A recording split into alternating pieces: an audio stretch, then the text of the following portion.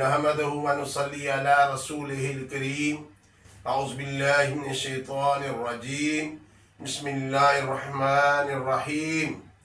अस्सलाम वालेकुम मेरे प्यारे दोस्तों, बहनों, भाइयों, बेटों, बेटियों। आज मैं आपके लिए जवारे खमसा का बे से लाया हूँ जो हज़रत जिब्राईल अलैहिस्सलाम से मंसूब है।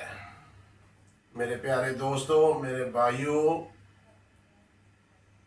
मेरे अल्लाह का जिक्र किया करो। किसी बहाने भी हो, आपने अल्लाह का जिक्र करना है।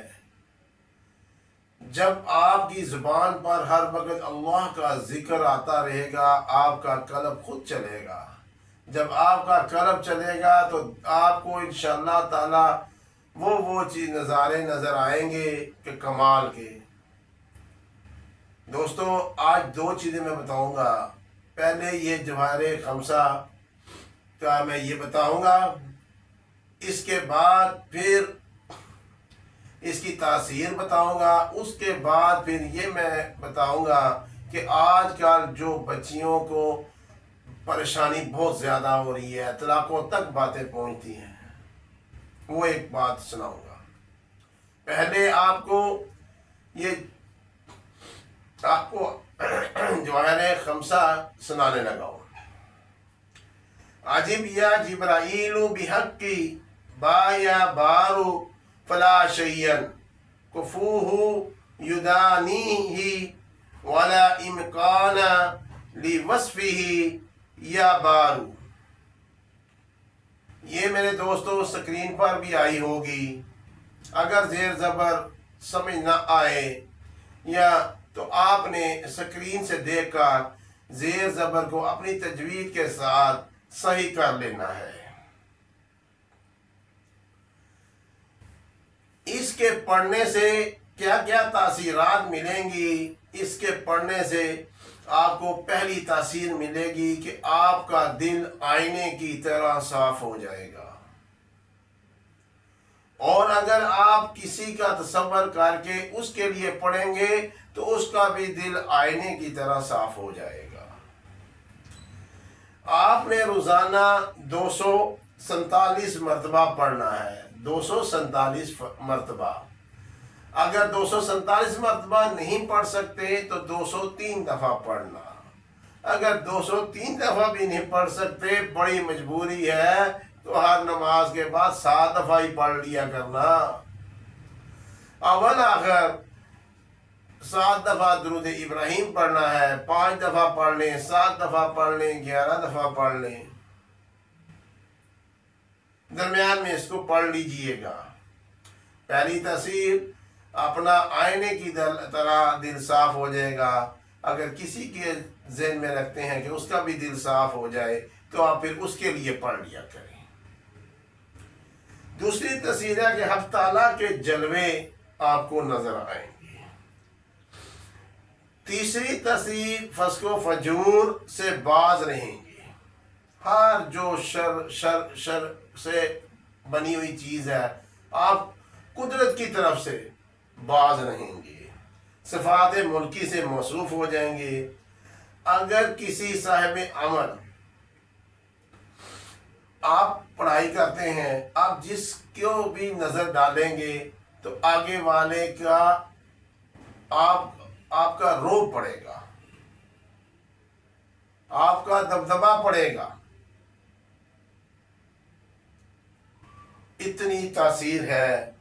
और कभी भी बुराई आपकी तरफ लौट के नहीं आएगी, ना भटकेगी, आपके करीब भी नहीं भटकेगी, ना मुसीबत भटकेगी, अगर आपने इसको दिल की गहराई से पढ़ा होगा। और अगर कहीं फसाद है, दुश्मन ज्यादा परेशान कर रहा है, तो अगर इसका अमल इसको पड़ेगा तो उसका खेत भी वीरान हो जाएगा, गांव भी वीरान हो जाएगा। इतनी ये ताकतवर दुआ है दोस्तों। दुश्मन फना हो जाएगा।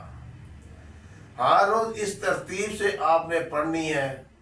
अल्लाह ताला से दुआ करनी है कि अल्लाह पाक इसको मैं पढ़ रहा हूँ, मेरा दिल साफ कर दे, اور جو اس کی تاثیرات ہیں وہ مجھے ملی، اور اس کو روزانہ پڑھنا ہے انشاءاللہ تعالی۔ اس کی تاثیر آپ کو 33 دن 70 دن لاسٹ 90 دن کے اندر آپ کو ملنا شروع ہو جائے گی۔ جب اس کی تاثیرات ملنا شروع ہو جائیں گی آپ کو مزہ آئے گا۔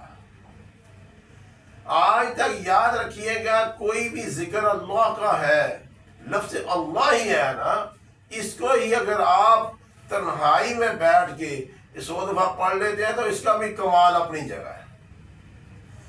اللہ کا نام کوئی بھی ایسا ہے، اللہ کا کوئی بھی نام ایسا ہے، وہ پڑھے انسان دل سے گہرائی سے تو اس کو اس کا مزہ نہ آئے، مجھے نہیں سمجھ آتی۔ جس کو یہ لو لگ جاتی ہے وہ پھر تسبیح نہیں چھوڑتا، پھر لوگ اس کو پوچھتے ہیں۔ دوستو، اللہ کے ساتھ جو دوستی لگائے گا، اللہ کی مخلوق خود اس کے پاس چل کے آئے گی۔ تو دوسرے نمبر پہ آج میں یہ بات بتانا چاہتا ہوں کہ بیٹیاں والے اپنی بیٹیوں کی تربیت ایسی کریں کہ آگے جا کے وہ پریشان نہ ہو۔ ان کے لیے 2 چیزیں ہیں، ایک تربیت ہے، ایک اعمال ہے۔ آپ نے ایسے اعمال کرنے ہیں کہ عرش والے سے دعائیں کرنی ہیں کہ اے اللہ ان کے نصیب اچھے کرنا، اے اللہ ان کے نصیب اچھے کرنا۔ لیکن وہ تربیت یہ کرنی ہے کہ بیٹا آگے جا کے جو بھی ہو اسے برداشت کرنا، اپنی زبان کو بند کرنا۔ لیکن بیٹے والوں کو بھی خیال کرنا چاہیے کہ یہ کسی کی بیٹی نہیں، یہ ہمارے گھر کی بھی بیٹی ہے۔ ہم بھی اس کا احساس کریں، ہم بھی اس کا خیال کریں۔ دونوں طرف سے اگر خیال ہوگا تو گھر بچیں گے، ورنہ گھر تباہ ہو جائیں گے۔ آج میں کافی دنوں کے بعد میں باہر نکلا تو آگے ایک آدمی دروازے پہ کھڑا تھا تو وہ رو پڑا۔ میں نے کہا کیا ہوا؟ کہتا شادی کی تھی، اس نے مزدوری کرتا تھا بیچارہ، یہ ریڑھی لگاتا تھا نہر کے پاس، سموسے رول وغیرہ نا، اس سے اس نے محنت کر کے اپنی بیٹیوں کو پنجاب یونیورسٹی میں پڑھایا۔ بڑا خوش ہوتا تھا، میں نے جی پنجاب یونیورسٹی میں تھا، میری بیٹیاں پڑھ گئیں، میرے ساتھ وہ رات کو وہ بناتی ہیں سموسے رول کچے نا جو ہوتے ہیں وہ بناتی ہیں۔ کتنا خوش ہوتا تھا۔ اس کے بعد اس نے شادی کی، شادی کرنے کے بعد کہتا آج وہ جو اس کا میاں نہ وہ میری عزت کرتا ہے، نہ اس کی والدہ عزت کرتی ہے، اس بیٹی کی ساس۔ دیکھو، ساس والے یا بیٹے والے سوچو کہ وہ بھی کسی کی بیٹی ہے۔ ہم اس بول کو اگر صاف رکھیں گے دوسروں کے لیے تو انشاءاللہ آنے والا وقت ہمارے لیے آسانی ہوگا۔ اس لیے میں کہتا ہوں یہ جسم حقیقت نہیں ہے، یہ بول حقیقت ہے۔ یہ بول نکل گیا تو یہ ڈھانچہ یہ کچھ نہیں ہے، اس کا نام نہیں ہے کہ یہ فلاں پڑھا جی، نہ فلاں جو تھا وہ چلا گیا۔ اس حقیقت کو سمجھو تو آپس میں محبت اور پیار سے رہا کرو۔